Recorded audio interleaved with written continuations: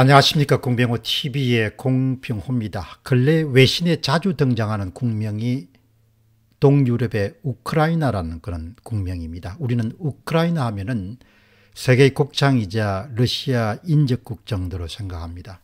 그리고 문화적인 면이나 그리스 정교나 러시아 정교에 관심을 가진 분들은 수도 키예프를 떠올리게 됩니다. 또한 역사에 관심을 가진 분들은 9세기부터 13세기에 번성했던 키예프 공국을 떠올리게 될 것입니다. 최근 외신은 계속해서 우크라이나 동부 지역에 대한 러시아 침공이 임박했다고 전하고 있습니다. 지도를 펼쳐놓고 보면은 우크라이나는 러시아를 제외하면 동유럽에서는 면적이 가장 큰 국가입니다. 그런데 면적뿐만 아니고 인구도 한 5천만 명에 육박할 정도로 굉장히 큰 나라입니다. 우크라이나는 우크라이나 북쪽에 위치한 벨라루스 독재국가죠. 그리고 동쪽에 위치한 러시아와 함께 종족으로 보면은 동슬라브족에 해당합니다. 우크라이나는 지정학적으로 서구 유럽과 러시아가 만나는 완충국가, 이른바 버퍼 스테이트이고, 또 우크라이나 사태를 이해함에 있어서 우크라이나 내부의 특성에 주목할 필요가 있습니다. 인종적으로는 보면은 우크라이나인이 약 77.8%, 그리고 러시아인이 17.3%로 구성되어 있습니다. 러시아인들은 대부분 지금 분쟁 중인 우크라이나 동부와 2014년에 러시아가 강제 병합한 크림반도처럼 남부에 거주합니다.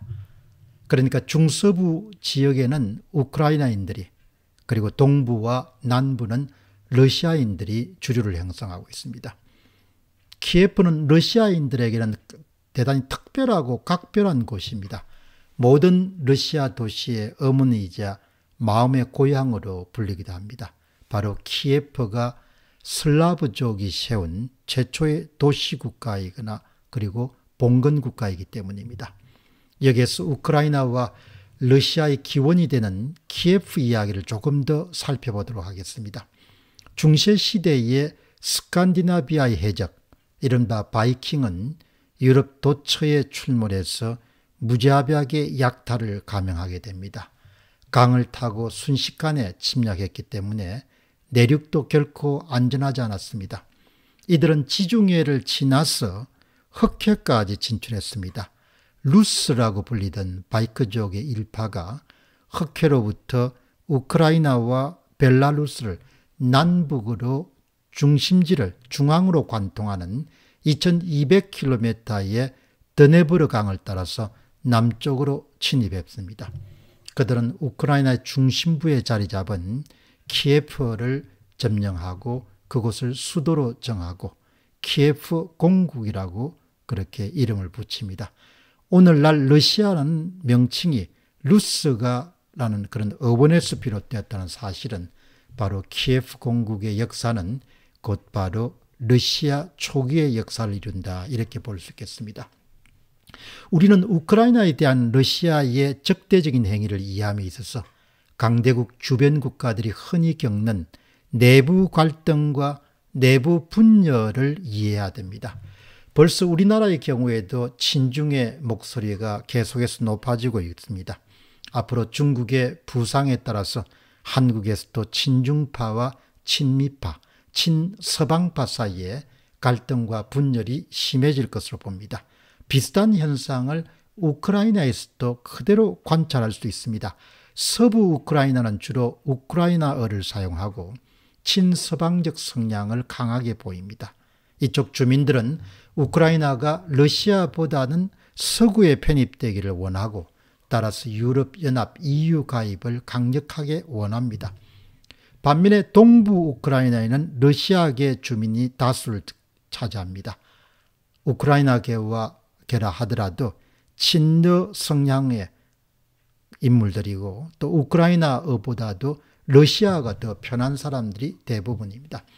따라서 동부 우크라이나는 러시아의 역사적 그리고 혈연적 친근성을 보이고 있습니다. 러시아의 합병은 아니더라도 최소한 친러 노선을 우크라이나가 견제해야 된다고 그렇게 믿는 사람들이 동부에 많이 삽니다. 종교문에서도 이 같은 특성이 뚜렷이 드러납니다. 1991년도에 소련 연방이 해체된 이후에 우크라이나 전교회는 서부에는 키예프 독자파가 득세하고 또 동부 우크라이나에서는 모스크바파가 각각 우세를 보이게 됩니다. 역사적으로 러시아로부터 가혹한 대접을 받아왔기 때문에 서부 우크라이나에서 러시아에 대한 반감은 상당히 강합니다. 조선일보 모스크바 특파원을 지냈던 황성준 씨는 이렇게 이야기합니다. 서부 우크라이나 시골로 들어가 보면은 러시아를 사용하면 못 알아듣는 척하며 경계의 눈초리를 늦추지 않습니다. 할 수 없이 우선 영어로 말을 건넨 뒤에 영어를 못하는 것을 확인한 뒤에 우크라이나 시골에서 영어는 거의 통하지 않습니다만 혹시 러시아를 할 줄 아느냐 물은 뒤에 조심스럽게 러시아로 말을 건네면 이 경우에나 겨우 응답을 들을 수 있는 것이 바로 드네브르강 서쪽의 상황입니다. 그만큼 반러시아 감정이 굉장히 강하다는 것이죠. 역사적으로 너무나 큰 고초를 많이 겪었기 때문입니다. 1991년도에 소련 연방 해체 이후에 우크라이나는 친러, 즉 동부파가 집권하고 있었습니다. 그러다가 2004년 이른바 오렌지 혁명으로 친서방 서부파가 집권했습니다. 당시 집권한 사람이 바로 율리아 티모셰코입니다. 서방에도 굉장히 많이 알려진 인물이죠. 그러나 2004년도에 오렌지 혁명과 티모셰코 정권에 대한 기대는 사그러들고 맙니다. 불과 2년 만인 2006년도에 친러 반서방 동북계의 빅토르 야누고비치가 정권에 복귀하게 됩니다. 그는 2013년도에 유럽연합 가입 협정 체계를 중단하게 됩니다. 결과적으로 친서방 성향의 우크라이나 국민들의 대규모 시위가 벌어지게 됩니다. 반정부 시위 동안에 거의 100여 명이 사망할 정도로 격렬한 반정부 시위가 벌어졌고 결국 빅토르 야누코비치 대통령은 2014년 2월 달에 우크라이나를 탈출해서 러시아 측의 보호를 요청하게 됩니다. 바로 그 시점에 러시아인으로 추정되는 일단의 무장 집단이 2014년 2월 28일 날 크림반도를 장악하기 시작합니다.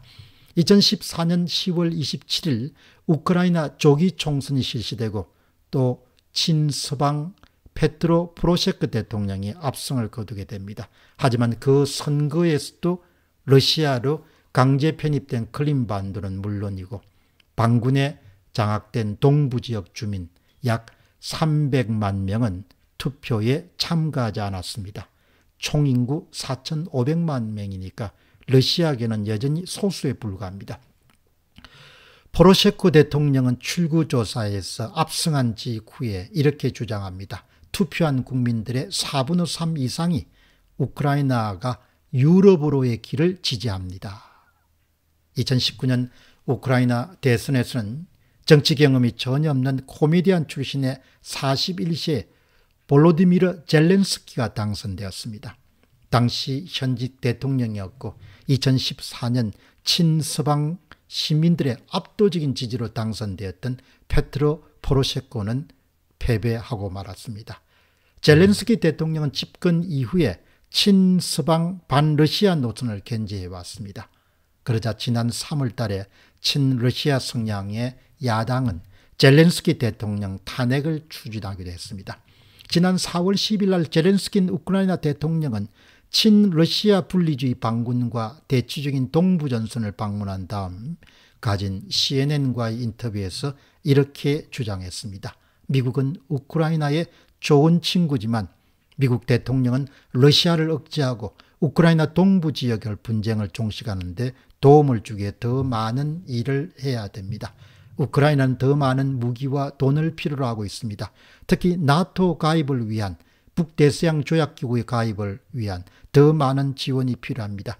미국이 우크라이나와 나토 가입을 원한다면 이에 대해서 분명히 얘기하고 그것을 실행에 옮겨야 될 것입니다. 말로만 해서는 안 됩니다. 그런데 러시아의 반발로 인해서 분쟁 확대 가능성 때문에 우크라이나의 나토 가입 가능성은 그렇게 크지 않습니다. 젤렌스키 대통령의 인터뷰 발언이었습니다. 지난 9월 1일 날 러시아와 긴장이 고조되는 상황에서 젤렌스키 대통령은 미국을 방문해서 정상회담을 가진 바가 있습니다. 유럽의 멤버, 유럽의 구성원, 유럽의 일원이 되기를 간절히 원하는 우크라이나는 지금도 험난한 여정을 계속하고 있는 중입니다. 초거대 국가의 주변 국가들이 어디에 줄을 서야 되는지, 그리고 어떻게 대응해야 되는지 우크라이나의 사례는 우리에게도 생각할 거리를 제공하기에 손색이 없습니다. 공병호 TV의 공병호였습니다. 감사합니다.